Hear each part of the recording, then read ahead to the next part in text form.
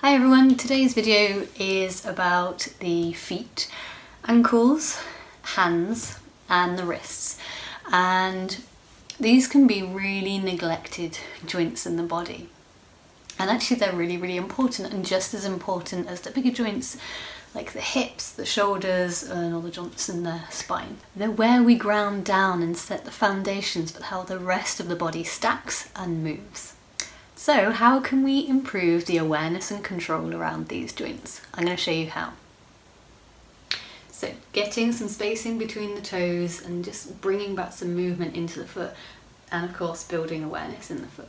So you're going to be wanting to sit down for this one. You can do it in a chair as well if you want to. Take your foot, draw it in. You can be in a comfortable position, whatever's best for you. It might be easier on a chair if you've got slightly tighter hips. So essentially you're just taking your fingers and trying to place them, like I said, in between the toes and working towards getting down towards the foot. Try and give them a big space out, maybe kind of roll them around, spread your fingers, and then you can take some foot circles as well. So don't worry, as I said, if you can't get all of your fingers down into the toes, just start with one, maybe the big toe and the first toe, and then go up, like go from there. And then over time you should be able to kind of start to wriggle the fingers down, may or may not. But either way, you're creating space, spreading the toes out nice and wide. So when you're walking or when you're practicing yoga, you're able to get that toe spread, a little bit more base, especially for things like balances. All of the standing poses, working on spreading the toes a little bit wider for that better, broader base for your balance and a little bit more control as well. Don't forget to do the other foot. Okay, so the next ones are toe lifts. So there's two different variations on this one. So you're not going to be able to see my head, but you're just going to be able to see my feet and just watch what happens. I'll explain as I go along. So we're going to be standing in this one, and I'll show you an easier alternative afterwards as well. Okay, so obviously you want to be barefoot. This takes quite a lot of concentration. Have that slight bend in the knees. So what we're going to do first is trying to spread the toes out nice and wide. So we've just done that with using our fingers. Then we're going to be pressing the big toe down to the floor like so, and the ball of the big toe as well. Then we're going to try and lift the other toes. Now try and keep the ball of the little toe on the floor as well, and then come back down. Okay, so it helps if you can get a little bit of a lift in the arch of the foot as well. It's a little bit harder for you to build the strength in the foot if your knees are locked. You want to be stacking well. So pressing the big toe down, the ball of the big toe, the ball of the little toe, to get that even tripod within the foot, working the arch of the foot with the lift of the other toes and down. And it's really hard to start off with, to keep one or the big toe down, and then to lift the other toes first and not to lift other parts of the feet. But over time, as the strength in the feet grow and the awareness in the toes, in the feet, there's lots of joints in there. As the awareness grows and the strength grows, it all gets a little bit easier.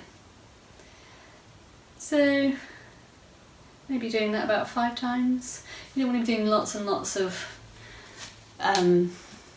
loads and loads of repetitions and giving yourself like maximal work that you kind of don't necessarily stick to. Just maybe like just kind of, these are the kind of things that you want to just add into your day when you're standing and without shoes on and without socks on preferably, so you can see what your toes are doing. So maybe just doing like 5 here and there, and checking in with them throughout the day, and just making it part of your daily habit, rather than kind of giving yourself this big kind of like foot workout. So the second one is the opposite way round. So we're going to be planting down all 4 toes and lifting the big toe. And again, have that slight softness in the back of the knees, so you're stacking your knees and your hips over your ankles. Keep the ball of the big toe down, creating that tripod. So the ball of the big toe, ball of the little toe, and heels. So again, it helps to promote a strong arch. Lifting up. Well, I have to sometimes give my toes a little bit of a wriggle to give them a bit of a break, especially on my right foot because it's a little bit weaker. But these, I started doing these a couple of weeks ago, and already it's so much easier, and I've got so much more awareness in my feet and control. So again, I do around 5 of those, and then even a little bit of a wriggle out. So you can start off with doing this sitting down.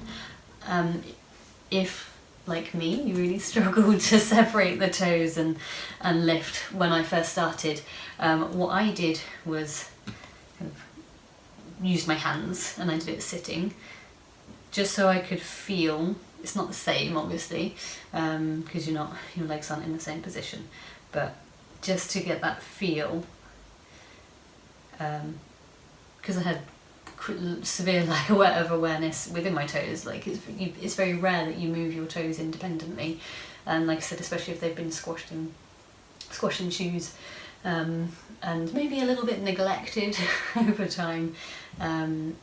Just that visual of looking and touching and just easing off like the pressure on yourself and making it just a little bit easier to start off with to feel. And then obviously same with the other way, press your big toe down. I had to put my little finger on the ball of the little toes as well to whilst lifting as well to start off with, because that didn't want to stay down on the floor either. Yeah, so just get used to kind of feeling the toes, building that awareness, building that connection, and feeling how they move. That's how self-awareness, or one of the ways that self-awareness improves. And you'll find, like I said, your standing poses and your balancing poses are a lot easier after doing this for a while as well. Okay, so this one is more for the ankle and the range of motion within the ankle. Quite often we're told to not, or warned against, as a popular cue used, or that has been used a lot in yoga, of not taking the knees over the toes.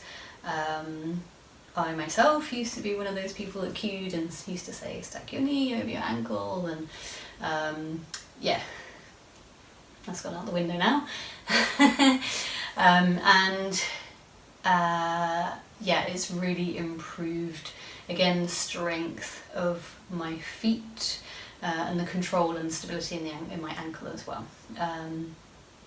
So, and actually just giving myself my ankle joint permission to move past that very stacked range of motion has made, again, a huge difference in my practice and given me a little bit more space in my hips.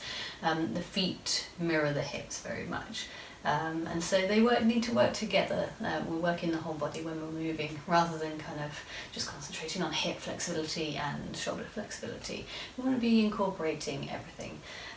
So a really gentle way to start, knees over toes, and just, like I said, giving your body permission to move in that direction. Here's where I started. So it's important to get that foot tripod with the ball of the big toe on the grounded down into the floor, ball of the little toe and the heel, knee tracking towards the second and third toes, just so it's not dropping in, and it helps create stacking of the joints. So you do want a certain amount of, it's not stacking, it's tracking. You do want a certain amount of stacking and tracking to keep the ankle stable, so you're not compensating in those foot joints. So yeah, and the back knee was on the floor. So I started off with my knee over my ankle. I check in with my foot, see what it's doing, and like I said, ground down into the tripod of the foot. I try to relax my bottom a little bit, just so I'm not kind of squeezing and everything is kind of drawing in and it restricts my hip. So let it go just a little bit, and then take my knee forwards, and actually let my heel come off the floor slightly, really pressing down now into the ball of the big toe, ball of the little toe and the toes, and lifting that arch so the foot is active, and then pushing back. So that was the, that's my knee, that was the initial movement that I started to do. Gentle lift in the shoulders to keep the chest open so I'm not collapsing down into it like that. So it's not a hip stretch, or I'm not using it to do a hip stretch. I'm using it to send my shin forward, strengthen my foot on my ankle. The heel can come a little bit off the floor as well. So it is good for the lower back as well. It is good for the hips, of course, but your intention here is to create that strong tripod of the foot, strong arch of the foot, strong toes as you're leaning forwards. Move my hand out of the way. Good. Okay, so if your ankle's kind of collapsing in, it probably means that your knee is going to be falling in or kind of falling out. So that good rule of thumb, or handy rule of thumb, of just tracking the knees over the second, third and fourth toe helps to engage the foot and the ankle to come back. So again, I was doing that like 3 to 5 times. Just really, more than anything, let my body know that it was allowed to move in that, like I said, in that position. It's a bit of a revelation, to be honest. So hopefully it might help you. So the same on the other side. Find that pyramid, ball of the big toe, ball of the little toe and the heel, tracking over the second, third and fourth toe. You can let the heel come up off the floor, it probably will. Kind of relax into that hip a little bit, and then coming back. So I'm not leaning on the knee, I'm just trying not to put my hands down in front of my foot. And then coming up. Each time checking in with what my foot is doing. So you might find that you find it really difficult to stabilise your ankle and your foot, which is handy, it's information. And if you are doing that, then I would suggest maybe not leaning so far forwards and easing off a bit and building up. So go as far as you can until the foot collapses in, then ease back, find your stability again, and then come back. And that will just increase over time, okay? You don't necessarily have to, if you're leaning all the way in and then your foot is kind of losing that contact with the floor, there's no sense in carrying on there. So just go as far as you can with keeping that stability and then coming back up.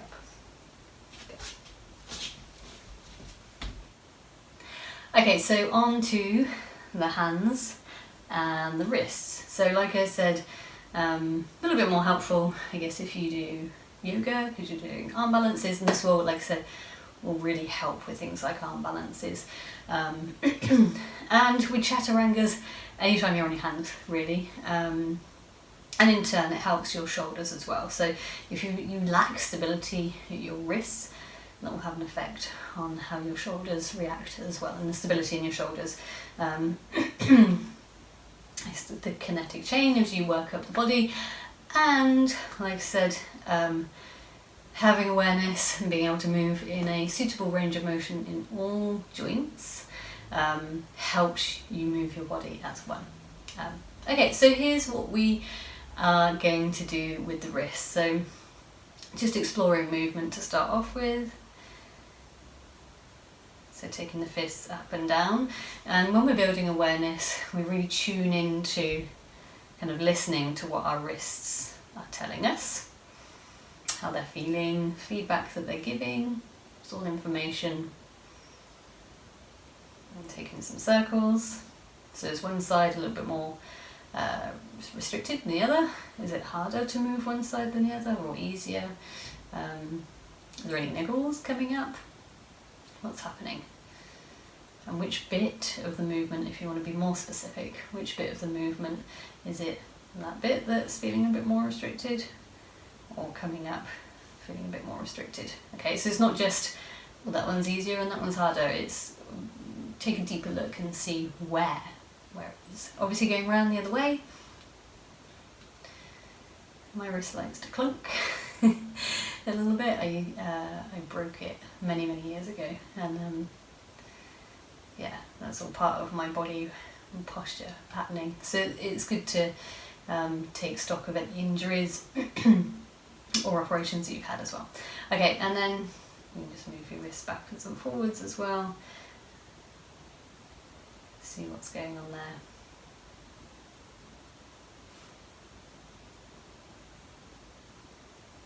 Good. Okay, and just give them a bit of a shake out. Okay, so next up we're going to be exploring the range of motion in our wrists, but we are not necessarily going to do it with just flexibility. We're going to do it so the hands stay active and the joint is supported. Okay, and so we want to pay attention on where we're pressing down into the hands. So we want to look at the pads of our hands, so we're supporting those two bones down the forearm. We want to make sure that we're pressing into our fingertips as well.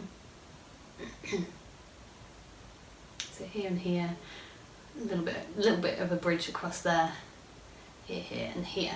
So we're kind of got control. That's kind of like, I like to think of that as like the arch of my foot, and so it kind of mirrors a similar structure here. So there's, by that I mean there's a little lift, very tiny lift in the arch. So we're not just pressing, like having our hand just flat down onto the floor and pressing down. We've got an element, excuse me, we've got an element of the hand being active by bringing in a little lift into the centre. Okay. Okay, so we're going to start off bringing our hands down onto the floor, just observing, like I said, those pads of the hands, the heel of the hand and the fingertips, gently pressing the fingertips, losing the ability to speak, the fingertips down into the floor. Okay, so that's your first point of call, first point of building up that awareness within the hands. And then these two bones along your forearm, radius and ulnar, you just want to just check in and make sure you're not leaning on to one. So there's two bones within your forearms, and you just want to make sure that you're not leaning on to one more than the other, and you can check in a little bit more with that by making sure that you're not locking out your elbows. So my elbows hyperextend quite a lot, and so that has an impact on how I press into my hands. So I always make sure that there's a little bit of softness in my hands, in my elbows, sorry, and the inside joint is generally facing towards each other in these, when my fingers are facing forwards.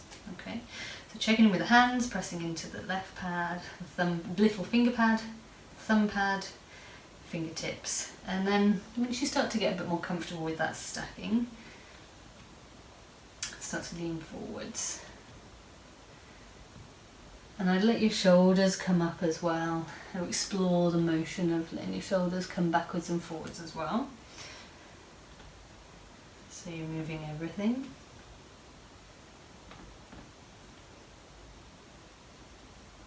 And again, maybe 3 to 5 times.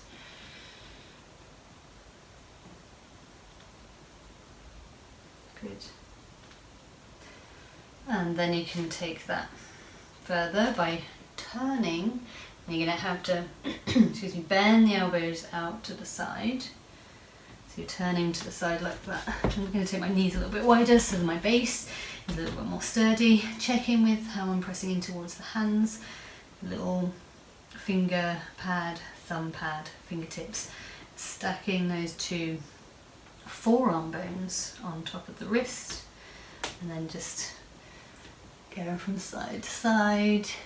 You can go down a little bit lower to work into the wrists a little bit more, and again just observe any feedback you're getting. You can come up as well.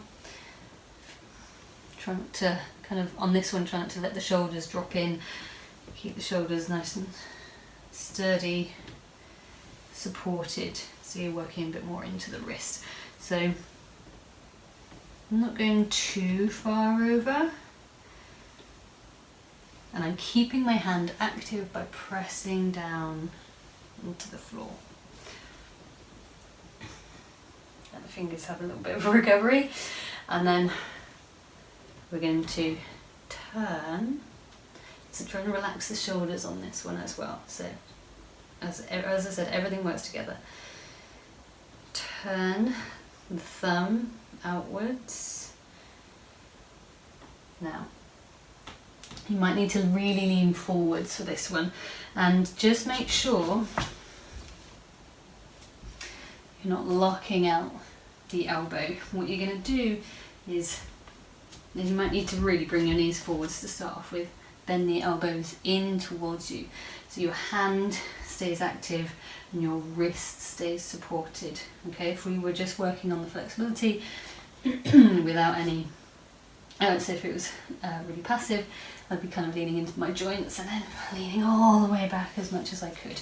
We're not looking to do that. We're looking to keep the hand active by pressing down, the shoulder supported as well, and a slight bend back with the elbows.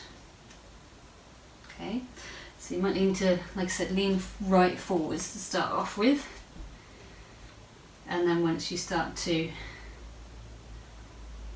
gain a little bit more strength, a little bit more range of motion, so you're stacking those two forearm bones over your wrist again, making sure things aren't falling in one side more than the other, kind of like you do with the toes on the knees coming forwards. And then you can start to work a little bit more on the strength by bringing the toes up, leaning back a little bit more. So you're really pressing the shoulders down. This version is a little bit more advanced. Press down, so always checking in with the how active the wrists are, the hands are, pressing down into the floor, keeping that elbow bent. Whew. And then, just to round things off, you can take the hands to the side, and again, check in, set your hands up so they're active, and lean to the side. So again, not pressing all of our weight down into the wrist. We've got that gentle bend with the elbows. So actually you see the shoulder works a little bit more. So that's my elbow locking. Not much going on in the shoulder there. Let's show you the difference. Okay, so much more going on in the shoulder to help support the movement along with the wrist. The hand is active as well. Good. Okay. There's quite a lot on the wrists, so give them a little bit of a shake off. And then lastly, just to help with the stability, you're going to make a fist with your hands, and again stack the two bones on top of the wrist, slight bend in the elbows, so turn them out, and then press the fist down into the floor. So you should be able to feel the sturdiness in the wrist, working all the way back up into the shoulders. So just being, like I said, being mindful of not locking out the elbow joint. So the wrist has to do all of the work and the shoulders stay stuck. Engage everything equally. Wrists working, elbows stabilizing, shoulders stabilizing as well. and then release. So that is how I've been working on bringing a bit more range of motion and stability in my hands, wrists, feet and ankles, and it's had a great impact on my practice and my posture in general. So this is great for those with hypermobility, definitely scoliosis as well, and if you're sitting all day like at a computer, you're not necessarily getting out and getting your steps in and walking, and same with the computer with your wrists and things. As I said, they're highly neglected joints, so give your wrists and your ankles some love. See how that brings a little bit more strength and awareness to your body and your practice, and I hope that helps. If you have any questions, guys, put them in the comments below, and thanks for watching, and I will see you soon.